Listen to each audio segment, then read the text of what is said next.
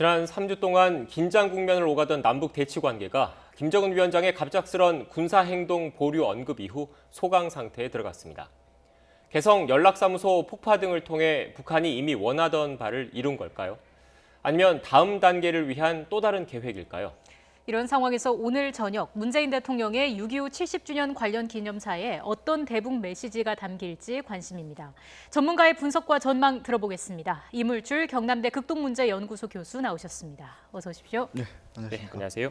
교수님, 김정은 위원장의 전격적인 보류 지시, 배경이 뭐라고 보십니까? 일단 그 김여정 제1부부장이 지난 6월 17일 낸 그 담화에 주목할 필요가 있습니다. 그때 당시 우리 정부도 그렇고 언론들은 그 김여정 부부장이 너무 막말을 했다. 우리 대통령을 향해서 너무 거친 언사를 쏟아냈다. 이러면서 이제 사실은 김여정 부부장이 전하고자 했던 내용들이 제대로 전달이 안 됐거든요. 그게 이제 뭔가 하면 전단지 문제와 관련해서 사과하고 재발 방지와 관련된 구체적인 대책을 세워달라. 네. 그 내용들이 이제 반복해서 계속 언급이 됐던 거였거든요. 근데 이제 지금 어떻든 보류 결정을 지켜보면서 다시 복기를 해보면 비록 충분하지는 않지만 전단지 문제와 관련해서 우리 정부의 노력이랄까 또 그리고 지자체 그리고 또 여론도 이제 그런 방향으로 움직이는 그런 측면이 있거든요. 그래서 종합적으로 아직은 충분하지 않지만 전단지 문제는 좀 어느 정도 해결됐다 이런 판단을 우선 하는 것 같고요. 예. 두 번째는 역시 이제 북한 내부 사정하고 또 연관이 되어 있습니다. 지금 지난해 연말에 이제 우리가 주목했던 당 중앙이 전원회의가 열렸잖아요. 그때 결정된 중요한 내용 중에 하나가 올해 10월 10일 당 창건 75주년에 75주년을 대축전의 장으로 빛내겠다. 그게 중요한 결정 중에 하나거든요. 근데 지금 불과 이제 3개월 후면 그 당 창건 기념일인데 네. 계속 이런 식으로 이제 한반도를 긴장 국면으로 몰고 가고 막 그러면서 이제 경제 건설에 차질을 빚어지는 것을 원하지 않은 것 같다고 얘기할 수 있고 마지막 세 번째 포인트는 역시 이제 중국 변수인데 당장 이번 보류를 결정하는 데 있어서 중국이 어떤 역할을 했다 이렇게 보기보다는요. 네. 왜냐하면 지금 중국은 기본적으로 한반도에서 긴장 완화가 도움이 안 된다. 더군다나 이제 미국과의 관계에 있어서도 북한이 이렇게 너무 도발 국면만 이어갈 경우 자신들한테 부담이 된다 그런 메시지를 북한에 계속 보냈거든요. 네. 근데 북한 입장에서는 코로나 상황이긴 하지만 그래도 중국으로부터 가장 결정적인 경제적 지원을 받는 지금 상황에서 중국하고 대립하고 또 서로 갈등을 만들어내는 그런 국면을 원하지 않았을 거다. 선제적인 조치를 취했을 거다. 예. 저는 일단 그렇게 보는 거죠. 이게 지금 보면은 김여정 부부장과 김정은 위원장의 역할이 상당히 뚜렷하게 좀 분담이 돼 있구나라고 느껴지는데 외신은 철저히 이게 계획된 각본이라고 이야기도 하고 있습니다. 교수님은 어떻게 보세요? 그 이제 지난 3월 3일에 김여정 그 제1부부장이 처음으로 담화라는 걸 발표했습니다. 네. 그때 이제 북한이 신형 전술 무기를 만들어내면서 우리가 이제 청와대에서 입장을 냈죠. 너무 과도한 군사적 긴장 고조 행위를 하지 마라. 막 그랬더니 이 청와대가 전형한 사고를 하고 있다. 그러면서 굉장히 그때도 거칠게 비난을 했거든요. 네. 뭐 어떻게 보면 이제 대통령 이름을 거명을 하지 않았지만 뭐 청와대 주인을 겨냥한 그런 비난을 했죠. 그리고 그 다음 날 3월 4일이죠. 3월 4일에 김정은 위원장이 나서서 우리 대통령께 친서를 보냈어요. 코로나 상황이 정말 염려가 된다. 우리 국민들도 걱정이 되고 특히 대통령의 건강이 걱정이 된다. 그러면서 잘 극복하기를 원한다. 이런 메시지를 보냈어요. 이 전형적인 진짜 뭐 배드캅, 국캅이라 역할 요즘 네, 언론에 착한 나오는 경찰, 나쁜 경찰. 나쁜 경찰 이렇게 예. 나오는 거죠, 그죠? 근데 이제 요번에 그 김여정 그 제1부부장이 6월 4일에 이제 전단지 문제 관련해서 담화를 또 발표했어요. 그죠? 그러면서 남들 해법을 또 제시한 거죠. 이거 아까 말씀드렸던 전단지 문제와 관련해서 우리 정부가 제대로 대처해라. 입법을 하든지 어떤 식으로든 제대로 해결하라. 이제 그러면서 지금 3주가 지났잖아요. 근데 이제 조금 이른 시기긴 하지만 김여정의 역할은 제대로 수행된 거죠. 그러니까 어떻든 오빠인 김정은 위원장이 전단지 문제는 이 정도 하면 일단 뭐 앞으로 더 지켜봐야 되겠지만 네. 뭐 이 정도 하면 이제 우선 뭐 좋은 어떤 성과를 낸 거라고 할 수 있다. 뭐 이런 판단했기 때문에 이제 보류된 건데 그렇다면 이걸 이제 다시 한번 복기를 해보면 결국 김여정은 철저하게 김정은 위원장의 지침이라든지 또는 목표 그걸 관철하기 위해서 그 전면에 나서서 집행자 역할을 한다. 우선 그렇게 그냥 팩트에 근거하면 그렇게 우선 얘기할 수 있을 것 같고요. 예. 그리고 뭐 이제 후계자니 제2인자니 이런 얘기 나오는데 그런 부분을 아직 우리가 규정하기는 좀 이르다. 그러니까 김여정은 철저하게 오빠 김정은 위원장의 최측근으로서 또 가장 가까운 참모로서 중요한 어떤 정책 목표를 잘 관철하고 있다. 그런 역할을 지금 하고 있다. 그러면서 이제 성장하고 있다. 뭐 이렇게 저는 평가를 합니다. 네, 교수님 앞서 말씀하시기로는 김여정 제1부부장을 후계자, 2인자로 규정하기는 좀 이르다 이렇게 말씀하셨는데 김여정 노동당 제1부부장 같은 경우에 우리로 치면 차관급이지 않습니까? 그런데 뭐 2인자라든지 후계자라든지 거기까지는 아니더라도 그 차관급의 제1부부장의 담화 이후에 통전부라든지 군부가 일사불란하게 움직이는 모습을 보면 명실상부하게 그 정치적 위상을 확고히 했다. 이거는 확실한 거죠? 예, 그렇게 봐야 되겠죠. 근데 이제 이 당 중앙위원회 제1부부장 이렇게만 나와 있거든요. 근데 저는 제가 볼 때는 이 김여정 1부부장은 조직 지도부 제1부부장일 가능성이 굉장히 높습니다. 조직 지도부 제1부부장은 뭐 다른 부처의 차관이라든지 또는 장관급 이상의 권한을 가지고 있고 또 실제적으로 영향력을 과거에도 행사해왔고 지금도 행사하고 있다고 저는 보는 거거든요. 그러니까 북한 노동당에서 가장 핵심 부서가 선전선동부하고 조직 지도부입니다. 이 두 부서의 제1부부장은 정말 뭐 어떻게 보면 그 김정은 위원장의 어떤 명령을 그대로 가장 근접거리에서 이행하는 집행하는 역할을 하기 때문에 네. 단순히 그렇게 다른 어떤 부처의 계급하고 비교를 하는 것은 적절치 않다고 보는 겁니다. 네. 아직 우리 통일부가 인물 관계에 대해 계속 파악을 해서 업데이트를 하고 있지 않습니까? 아직 정확한 그 부서, 어디 부서의 조직 지도부인지 선전선동부인지 그건 아직 파악을 못 하고 있는 상태인 건가요? 일단 공식적으로는 이제 당 중앙위 제1부부장 이렇게만 나와 있습니다. 근데 오히려 이게 더 저는 의미가 있다고 보는 게 그 모든 업무에 관여할 수 있는 그런 권한을 가진 제1부부장이라고도 할 수가 있는 것이죠. 예. 과거에 조직 지도부 부장을 북한의 최고 지도자 김정일이 수행한 적도 있었거든요. 그만큼 이 조직 지도부가 북한 내 중요한 모든 국정에 관여를 해서 실질적으로 최고 지도자의 뜻을 관철시키는 그런 부서라는 어떤 고유의 성격을 감안하면 네. 좀 더 이렇게 김여정의 역할을 좀 이해하는 데 도움이 되지 않을까 이렇게 싶습니다. 네. 자, 이런 가운데 어제 정경두 국방부 장관의 발언이 나왔습니다. 국회 법사위에 출석해서 보류가 아닌 철회가 돼야 한다. 이런 입장을 밝혔는데요. 먼저 듣고 계속 이야기 이어가겠습니다.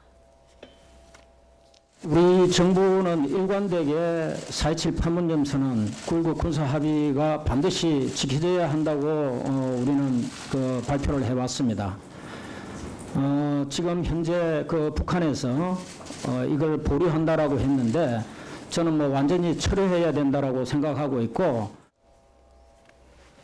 네, 북한 김영철 노동당 중앙위 부위원장이 하루도 지나지 않아서 어제 담화를 통해 조목조목 비난을 했습니다. 그만큼 좀 우리 정부의 움직임에 신경을 곤두세우고 있다 이렇게 보면 되겠습니까? 그렇죠. 특히 이제 북한은 우리 군부의 동향을 계속 주시를 해왔고요. 또 계속 이제 문제시 삼아왔죠. 사실 우리 남쪽 정부에 대한 비난의 거의 3분의 2는 우리 이제 군부를 겨냥한 그런 비난들이었거든요. 네. 그리고 더군다나 지금 굉장히 예민한 시기고 자기들이 이제 집행하기로 했던 대남 군사 행동 계획을 지금 철회도 아니고 잠시 지금 보류한 상황인데 그런 상황에서 우리 쪽 이제 국방부 장관이 나와서 자신들을 자극하는 그런 발언을 했다. 뭐 이런 건데 제가 볼 때 어떤 김영철 당 중앙위 부위원장의 이 발언의 톤은 사실은 이전보다는 많이 낮아져 있는 겁니다. 그렇기도 하고 우리도 이제 한반도의 긴장 완화를 위해서 어려운 결정을 하고 이제 노력을 하는데 우리 남측의 국방부 장관도 그게 상응하는 어떤 신중한 태도를 좀 보여달라. 네. 그런 메시지를 보낸 걸로 해석을 하고 있고요. 어쨌든 지금 상황이 굉장히 아슬아슬한 상황이다. 서로 우리가 상대방을 자극하는 그런 은사들을 조심했으면 좋겠다는 그런 어떤 경고를 보낸 거죠. 네. 아직 최근 북한의 움직임에 대해서 청와대의 공식 반응은 없습니다. 오늘 6.25 전쟁 발발 70주년인데 문재인 대통령의 대북 메시지 어떻게 나올지도 사실 관심이 쏠리고 있습니다. 어떤 방향으로 나올 걸로 예상하십니까? 상당히 좀 고심을 할 거라고 봅니다. 왜냐하면 김여정 제1부부장이 지난 6월 17일 담화를 발표할 때도 그 내용을 보면 그 당시 이제 우리 대통령께서 6.15 20주년 기념 관련된 이제 발언을 한글 문제 삼았잖아요. 근데 이제 그 발언 내용이 지금의 엄중한 상황에 걸맞는 대안 제시가 없다. 네. 아주 그 표현은 뭐 너무 좋은데 이 그 남북 정상 간의 합의를 이행해야 되고 또 더 이상 과거의 어떤 대결 시대로 돌아가서는 안 된다. 뭐 그런 얘기를 했는데 지금 우리 입장에서는 북한 입장에서는 지금 전단지 문제도 굉장히 지금 시급하게 해결될 과제고 그리고 남북 정상 간의 합의 이행이 지금 계속 안 되고 있는 그런 상황인데 너무 좀 안이한 발언을 하는 게 아니냐 이러면서 이제 굉장히 거친 그런 그 언사들을 쏟아냈단 말입니다. 예. 이제 그런 상황에서 이제 우리 대통령 메시지는 더 지금 이제 지금 이 순간까지도 저는 고심하고 있을 거라고 보고요. 아마 제 생각에는 이제 어떻든 이 우선은 대결의 시대로 돌아가지 않는 부분과 관련해서 좀 더 아주 그 힘 있는 메시지가 나올 가능성이 있고요. 그리고 이제 우선은 우리의 의지는 확고하다. 어떤 식으로든 지금 상황 어렵지만 남북 정상 간에 그 합의한 남북 간의 어떤 평화와 그리고 공동 번영을 향한 그 어떤 그 과정에서 우리는 충실히 합의를 이행한 노력을 하겠다. 네. 그리고 특히 이제 미국과의 관계 관련해서 계속 지금 뭐 너무 우리가 사대주의 때문에 남북 관계 안 되지 않느냐 이런 얘기도 굉장히 하고 있기 때문에 모르겠습니다. 이 부분은 쉽게 이렇게 언급할 부분인지는 저는 모르겠지만 어떻든 북한의 그 요번에 이제 그 군사행동 보류에 대한 거기에 대한 상응하는 우리의 어떤 그 대통령 차원에서의 입장 표명이 저는 나올 가능성이 있다. 이렇게 대안이 봅니다. 나올 수 있다 이 네, 말씀이시죠? 저는 일단 그렇게 예, 봅니다. 지금 어떤 대안을 제시해야 할지 많은 고민이 있을 텐데 그 문정인 대통령 통일외교 안보특보는 유엔 제재에 저촉되지 않는 대북 지원의 경우에는 미국이 반대하더라도 할 수 있다 이런 할 수 있는 것이라는 입장을 밝혔습니다. 유엔 그 대북 제재와 관련해서 얘기가 나오고 있는데 이거는 어떻게 보시는지요?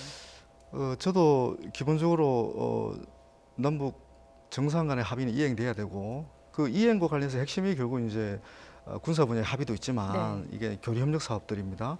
이 교류 협력 사업들은 이게 그 제대로 추진돼야 된다는 입장을 가지고 있는데 유엔 제재와 미국의 독자적 제재는 사실 우리가 치고 나간다고 해서 지속성을 담보할 수가 없습니다. 그러니까 교류 협력의 주체는 우리 기업이란 말입니다. 이 기업이 안심하고 북한에 가서 사업을 하든 뭐 인도적 지원을 하든 다 해야 되는데 우리 정부가 그런 저항적 입장을 밝혔다고 하더라도 우리 기업 입장에서는 미국의 어떤 태도를 볼 수밖에 없습니다. 예. 그러니까 가장 이상적으로는 어렵지만 저는 미국을 설득해야 된다고 봅니다. 미국을 제대로 설득하지 않고 우리가 비록 어떤 일정한 분야에서 이렇게 교류 협력을 적극적으로 한다고 하더라도 이 지속 가능하지 않다는 게 문제거든요. 지금 일단 재개했다가 다시 또 남북 경협이 또 중단되면 이건 안 하니만큼 못한 그런 상황도 나올 수 있거든요. 그럼 굉장히 전략적으로 치밀하게 접근을 해야 되는 문제고요. 그리고 이제 그 사실 우리가 면제를 그러니까 유엔 안보리로부터 제재 면제를 받아놓은 사업들이 좀 있는 겁니다. 그런 사업들 중심으로 우선 저는 적극적으로 해야 된다고 보는 거고 북한이 이 상황에서 호응을 해주는 게 굉장히 중요합니다. 그리고 비록 지금 제재 틀 안에서의 남북한의 독자적인 사업이긴 하지만 북한이 조금만 호응을 해주면 우선 그 면제 받아놓은 사업들 예를 들면 산림협력이랄까 또 관광도 포함됩니다. 그리고 대북 인도적 지원, 특히 지금 북한이 지금 필요로 하고 있는 코로나 관련된 방역 사업들 이런 사업들은 우리가 좀 더 이렇게 국제사회 특히 미국으로부터도 양해를 받아놓은 그런 부분들이 있거든요. 이것과 관련해서 북한이 호응만 해주면 초기에는 조금 소규모로 출발할 수 있을지 몰라도 점점 시간이 지나면서 더 큰 규모로 확대될 여지가 굉장히 크거든요. 그건 이제 북한의 태도에 달려 있는 거예요, 사실. 그러니까 우리가 그런 전향적인 자세에 대해서 북한이 호응하는 게 지금 굉장히 중요합니다. 네. 교수님 마지막으로 최근 김정은 위원장이 이렇게 전격적으로 어떻게 보면 태도, 정책 방향을 바꾼 게 그 중국이 모종의 역할을 한 건 아니냐라는 분석도 나오고 있거든요. 어떻게 보십니까? 예, 앞서도 얘기를 했지만 지금 중국 그 북한 입장에서 중국의 어떤 그 입장이나 태도를 굉장히 주목하지 않을 수 없습니다. 아시겠지만 북중 정상은 무려 5차례 만났습니다. 네. 어떻게 보면 김정은 위원장 입장에서 가장 지금도 신뢰를 유지하고 있는 유일한 지도자가 지금 시진핑 주석이라 할 수 있거든요. 근데 중국이 한반도에서 아주 소모적이고 불필요한 긴장이 그 조성이 돼서 자신들의 입지가 더 좁아지는 걸 원하지 않는다. 예. 그런 분명한 메시지를 만약에 뭐 비공식적으로도 이 김정은 위원장 쪽에 보냈다면 북한으로서는 막 나가기가 쉽지 않을 겁니다. 이제 그런 측면에서 모종의 역할이 있었을 가능성도 저희들이 그 짐작을 할 수 있는데 뭐 저희들이 지금 확인할 수 있는 그런 상황은 아닌 거죠. 네, 알겠습니다. 지금까지 이물출 경남대 극동문제연구소 교수와 함께 이야기 나눴습니다. 오늘 말씀 고맙습니다. 고맙습니다. 네, 감사합니다.